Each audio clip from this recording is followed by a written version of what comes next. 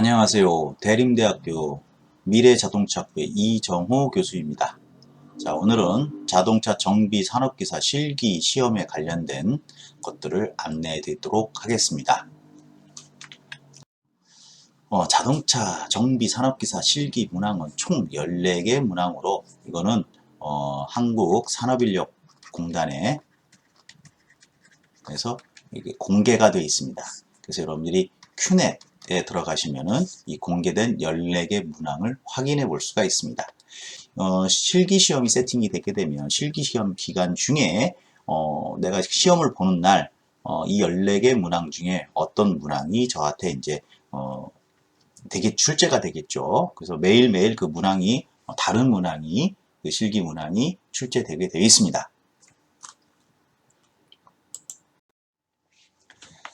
자, 다음은 자동차 정비산업회사 실기 출제 문항 중에서 14개 문항 중에서 첫 번째 문항을 제가 한번 샘플로 뽑아봤습니다. 그죠? 산업기사인데 산업기사 시험은 이렇게 본다는 거예요. 정비 작업형으로 보고요. 5시간 30분 정도 걸리는데 엔진이 140분, 샤시가 120분, 전기가 70분. 보통 엔진 쪽에서 한 5문제, 엔진에서 5문제, 실기 작업형이, 그 다음에 샤시에서 5문제, 그 다음에 전기에서 4개의 문제가 출제가 됩니다. 자, 이걸 고루해서 평균 몇 점을 맞아야 되냐?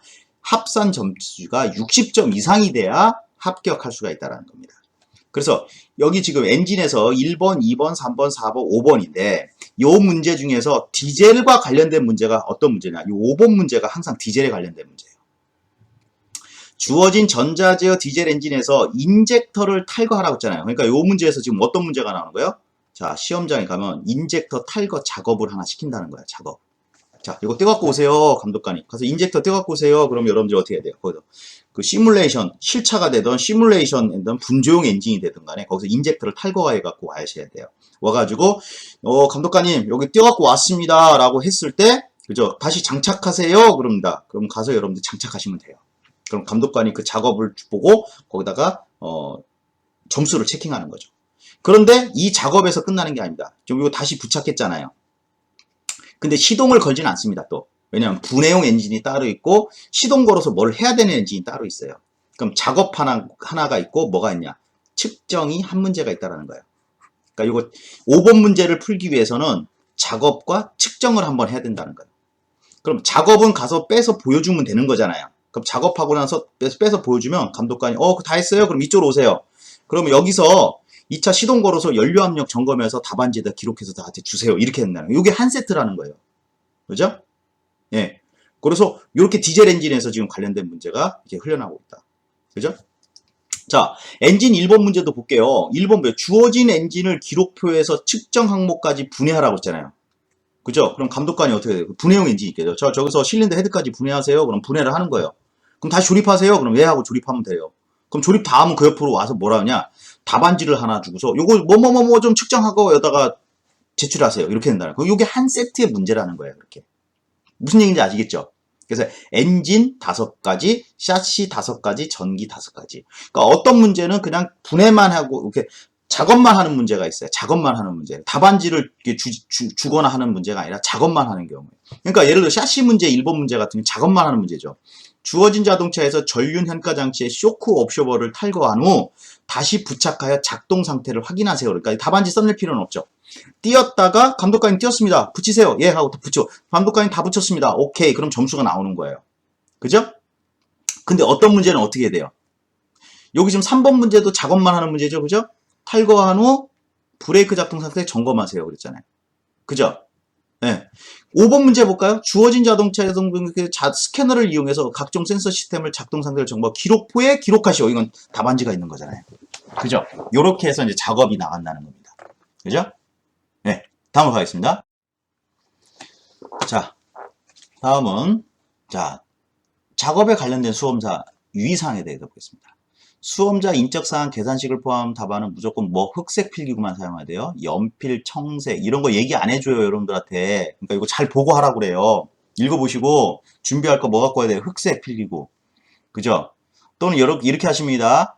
흑색 필기구를 쓰다 보니까 답안지를 쓰다 보면은 잘못될 수가 있잖아요. 그럼 거기다가 화이트 뭐 투명 테이프요? 그 수정 테이프 붙이고 막 그렇게 페인트 붙이고 막 이러면 안 돼요. 내가 뭐 예를 들어서 뭐를 쓰는데 측정값이 있었고 규정값이 있었다. 그럼 이렇게 답안지를 쓴단 말이에요. 근데 내가 여기다가 측정값을 쓰는데 0.13mm를 썼어요. 규정값이 0.10mm 이상이에요. 그죠? 근데 이거 내가 측정을 잘못한 것 같아요. 그럼 어떡하냐? 이렇게 두 줄로 그으시면 돼요. 이렇게 그으시고 여기다가 0.17 뭐 이렇게 쓰시면 돼요. 근데 이걸 화이트로 뭘 하고 막 덕지덕지 그 감독관들이 뭐라고 합니다. 그냥 이게 틀렸으면 이렇게 하고 감독관이 이거 제가 잘못 수정했습니다. 라고 감독관이 이걸 확인하시면 돼요. 그러니까 여기다가 뭐 깨끗하게 한다. 그러니까 아예 처음부터 가장 좋은 방법은 뭐예요? 정확한 걸 적어야겠죠. 그죠? 다음, 감독에 따른 실기 작업에 임하고 모든 작업은 안전에 준수해야 된다. 그 다음에 비번호, 본인의 비번호와 엔진 번호, 작업대 번호, 자동차 번호를 먼저 기록하고 GC에 따른다. 이게 뭐냐면은 수험장에 가면요, 여러분들은 비번호밖에 불려지지가 않아요. 번호표를 줘요, 이렇게. 등에다가 번호표를 1번, 2번, 3번, 4번, 5번, 6번, 7번 이렇게 붙이고 다녀요.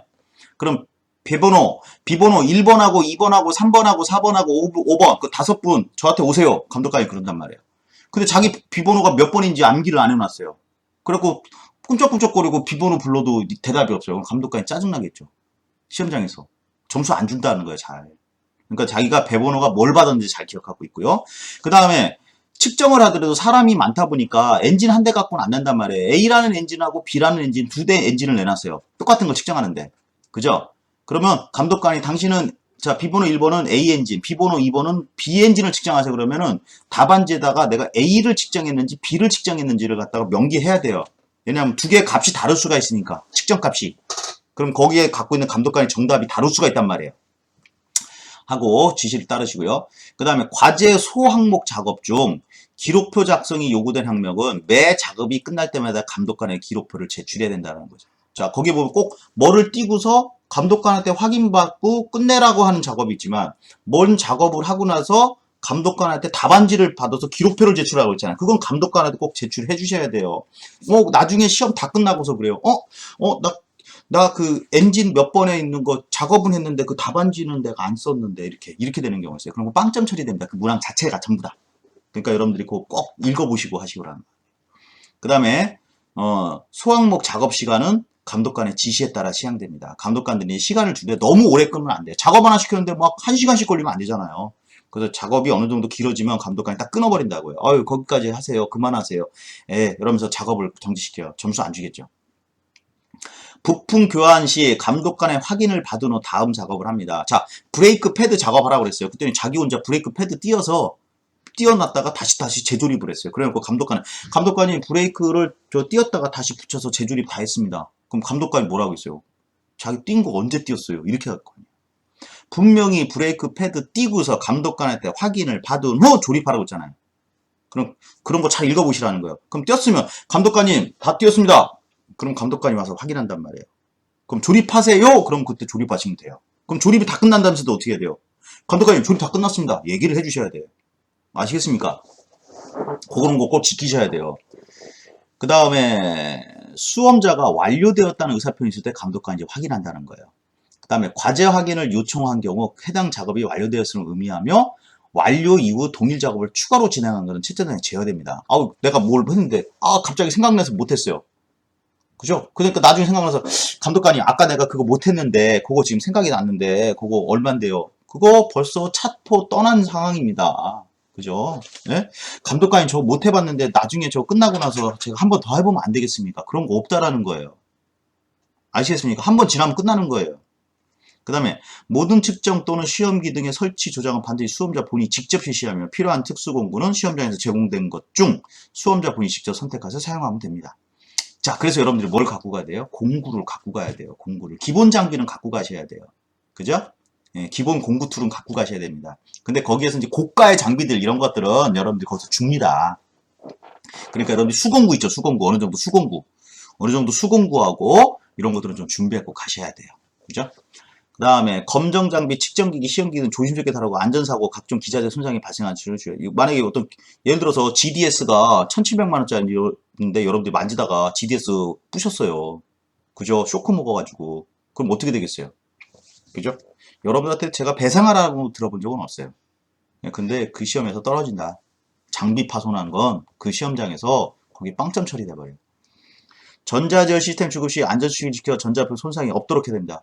그 차를 만지는 과정에서 차를 고장내버리면 안 되는 거죠. 그죠? 그러면 안 되는 겁니다. 기준가에 관련된 사항.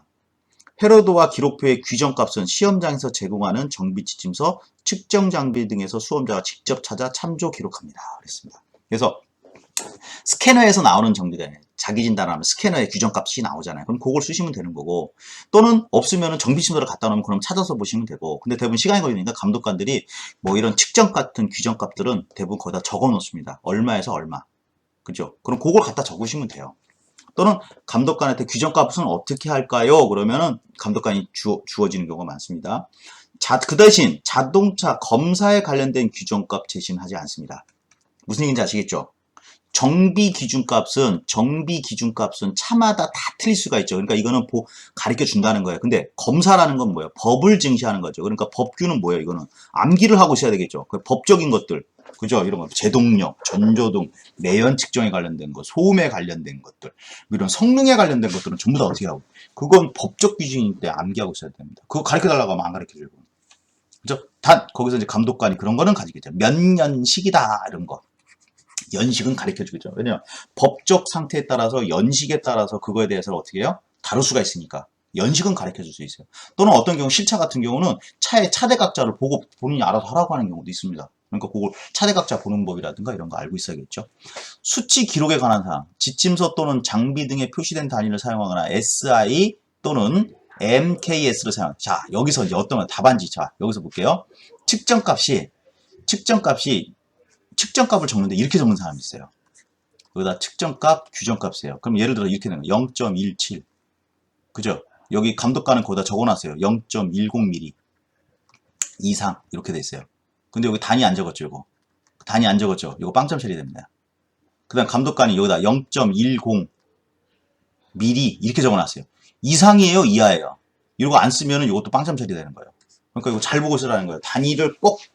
단위 누락되는 사람 많습니다. 예? 단위 안 써가지고, 그죠? 단위 틀리게 써가지고, 그거 빵점입니다. 기록표에서 해당하는 틀린 경우, 단위가 없거나 틀린 경우, 의미가 달라질 수 있는 단위 접두의 대소문자가 틀린 경우, 그죠? 그거 잘 쓰라는 거죠. 그 다음 측정값만 있고 측정 조건이 없는 경우. 그러니까 예를 들어서 이런 경우죠. 그죠? 자, 어떤 거를 뭐를 측정하는데, 그죠?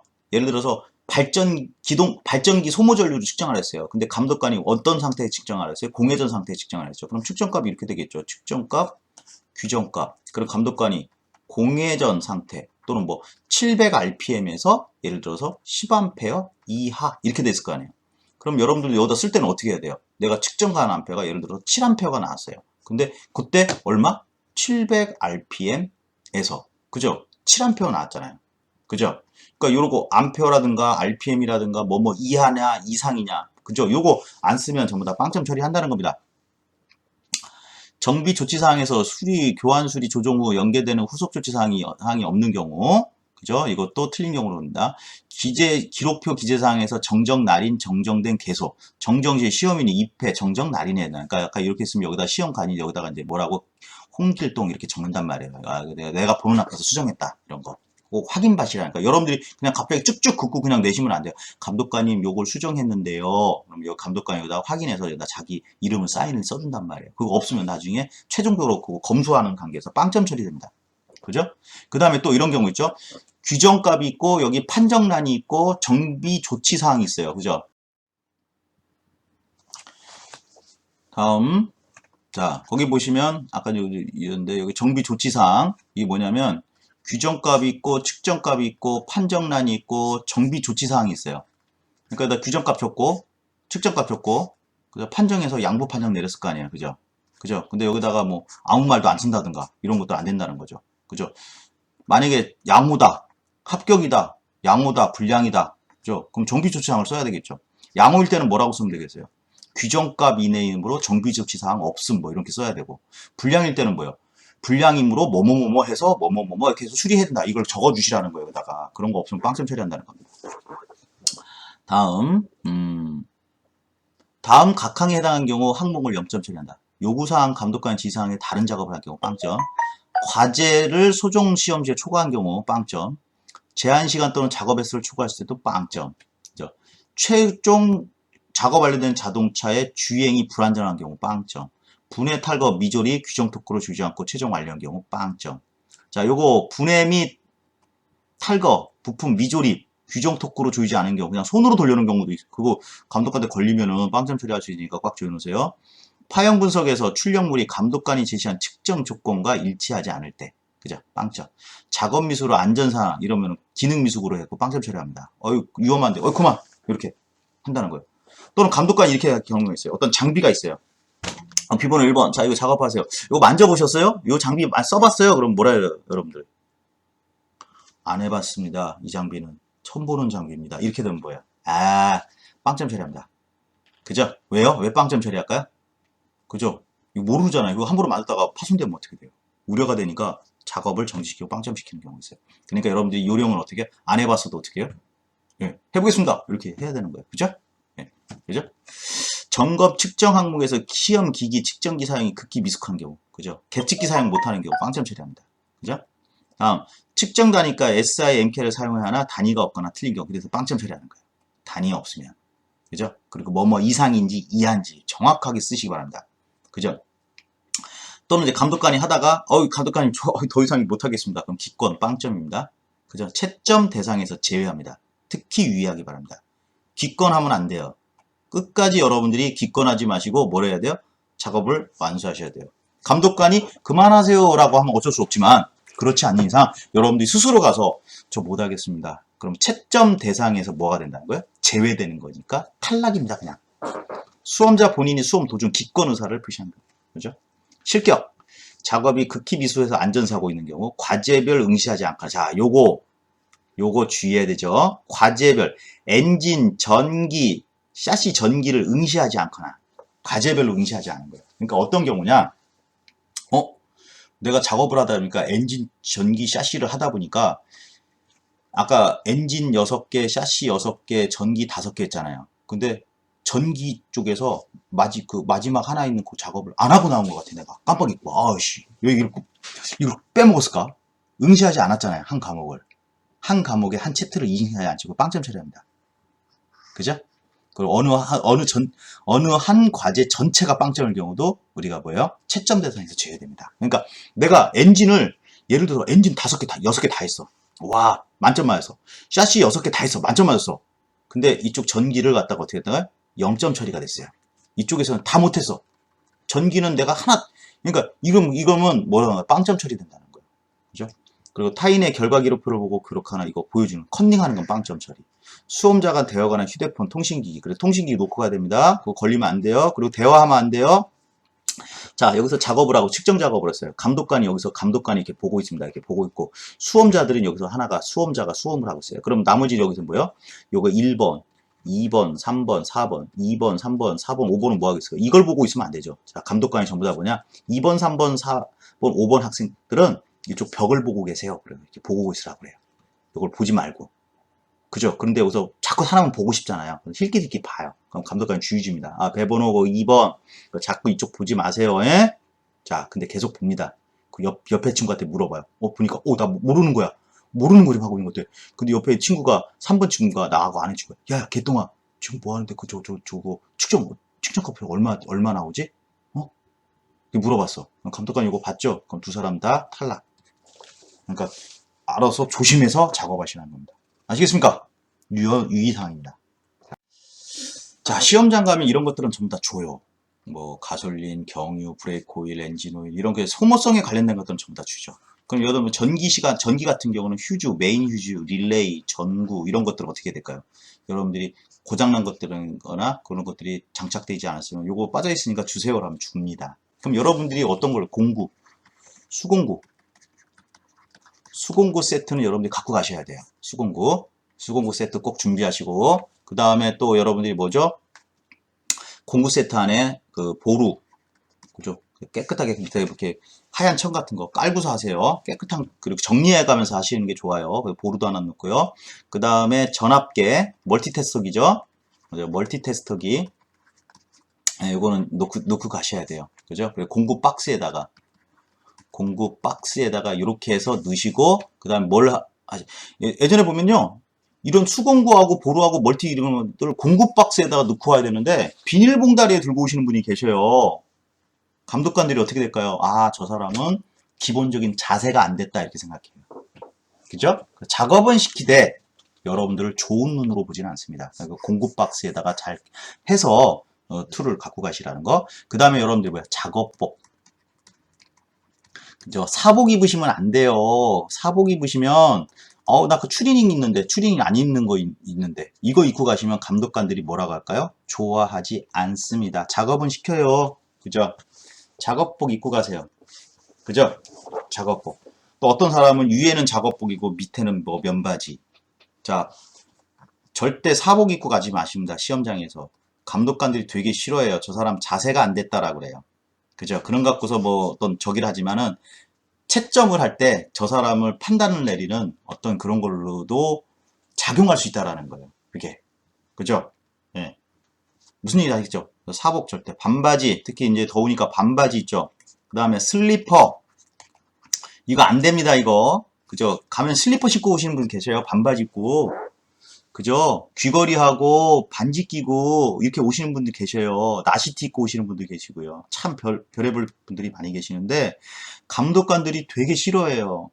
그래서 여러분들이 혹시 시험 보러 가실 때는 그 옷 입는 거 이런 것도 좀 신발 같은 경우는 신발은 작업화를 신으면 좋겠지만 작업화도 돈 주고 사야 되니까 그죠? 그냥 적당한 운동화는 괜찮아요. 운동화까지는 괜찮은데 슬리퍼라든가 막 이렇게 맨발로 양말 안 신고 막 이렇게 와서 입고 반바지 입고 나시티 입고 귀걸이 한다고 뭐라고 아니지만 귀걸이 하고 있고 그죠?